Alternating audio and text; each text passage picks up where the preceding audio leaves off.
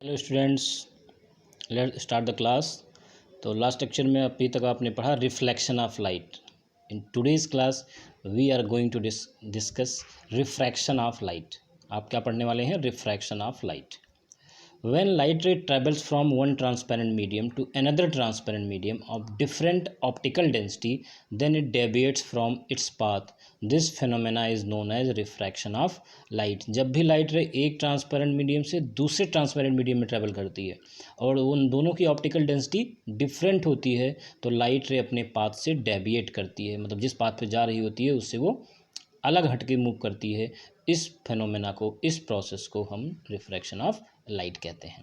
तो ये ग्राफ में हमने आपको डायग्राम में दिखाया है मीडियम 1 एंड 2। ये ब्लैक से आपको ये boundary of the two medium से मीडियम 1 एंड 2 की एक इंसिडेंट रे है, वो obliquely means a certain angle पे ऑब्टेन हो रही है। ये आपका नॉर्मल है डॉटेड से।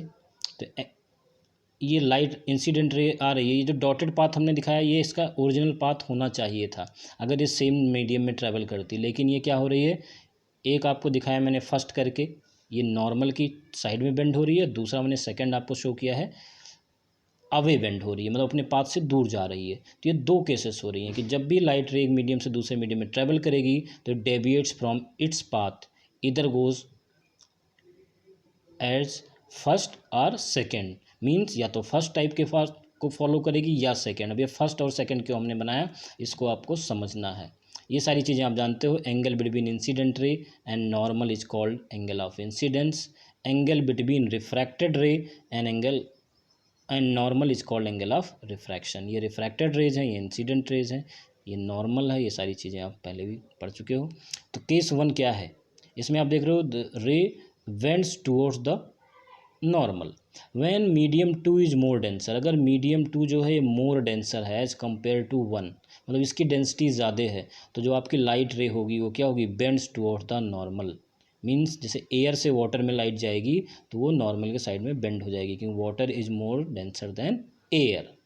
सेकेंड में आप देखेंगे when medium 2 is less denser, मतलब ये जो मीडियम है लेस डेंसर है than medium 1, light goes away to the normal. Normal से अवे जाएगी, मतलब सेकंड केस है। इस केस में आपका जो रिफ्रैक्शन एंगल होगा ये क्या होगा, bigger than incident angle. Angle of incident से बड़ा होगा। तो जब भी लाइट रे एक मीडियम से दूसरे मीडियम में जाएगी तो अपने पाथ को ये चेंज करेगी। अगर रेयरर से मीन्स एयर से वाटर में जैसे जा रही है तो नॉर्मल के साइड में बेंड करेगी। अगर सपोज वाटर से एयर में जा रही है, मतलब डेंसर टू रेयर मीडियम में जा रही है, तो वो पाथ 2 को फॉलो करेगी, bends away to the normal. ऐसा क्यों होता है, इसको हम पढ़ेंगे cause of refraction of light. You know that speed of light is different in different optically transparent medium। आप जानते हो जो लाइट की स्पीड है वो अलग अलग ऑप्टिकल डेंसिटी के मीडियम में डिफरेंट होती है। That's why light bends away और towards with the normal, hence deviates from its path. तो स्पीड चेंज होता है जब भी लाइट रे एक मीडियम से दूसरे मीडियम में जाती है, इसीलिए उसमें बेंडिंग होती है और इसी वजह से रिफ्रैक्शन होता है। Laws of refraction of light, ये दोनों लॉज आपको पहले भी बता दिए गए हैं, इसलिए यहाँ पर बहुत डिटेल में हम नहीं बताने वाले हैं। फर्स्ट लॉ क्या कहता है, सिंपली मैं आपको पढ़ के बता देता हूँ। इंसिडेंट रे, रिफ्रैक्टेड रे and normal at the point of incidence. ये इंसिडेंट रे है आपकी, ये नॉर्मल है और ये refracted ray, all lie in the same plane. ये तीनों एक ही प्लेन में होनी चाहिए। जैसे ये पेपर में बनाए गए हैं तो इसी प्लेन में होनी चाहिए। ऐसा नहीं है कि एक रे आपने प्लेन में बना दिया और एक को ऐसे वर्टिकल दिखा दिया, ऐसा नहीं है। All lie in the same plane. और सेकेंड लॉ है the ratio of sine of angle of incidence to the sine of angle of refraction is always constant.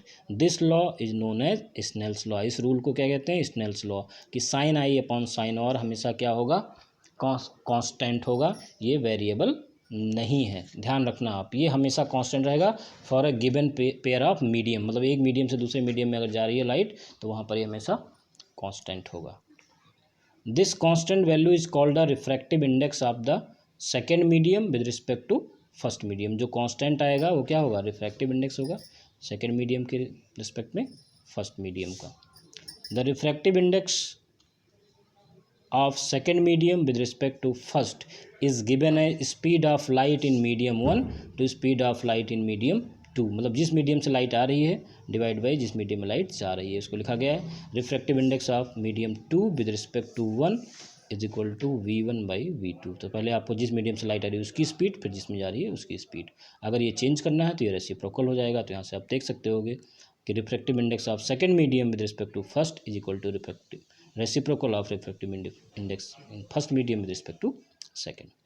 अगर मीडियम 1 आपका एयर है या वैक्यूम है, जो जिस मीडियम से लाइट आ रही है, तो जो सेकंड मीडियम होगा उसका जो रिफ्रैक्टिव इंडेक्स होगा उसे हम कहेंगे एब्सोल्यूट रिफ्रैक्टिव इंडेक्स। तो absolute refractive index is equal to C/V, where C is the speed of light, और कितनी होती है 3 × 10⁸ मीटर पर second. Refractive index of glass with respect to water अगर आपको लिखना चाहते हैं तो ऐसे लिखोगे, N है रिफ्रैक्टिव इंडेक्स का symbol, of glass with respect to water, तो वाटर से लाइट आ रही है तो V in water upon V in glass, इस तरीके से आप लिखोगे। तो रिफ्रैक्टिव इंडेक्स ऑफ वाटर कितना आएगा 1.33, ये एब्सोल्यूट रिफ्रैक्टिव इंडेक्स है with respect to air. Suppose that ये एयर के रिस्पेक्ट में है। लास्ट में है आपका refractive index through a glass, refraction through a rectangular glass slab. ये आपकी एक रेक्टेंगुलर ग्लास स्लैब है, इससे रिफ्रैक्शन कैसे होता है।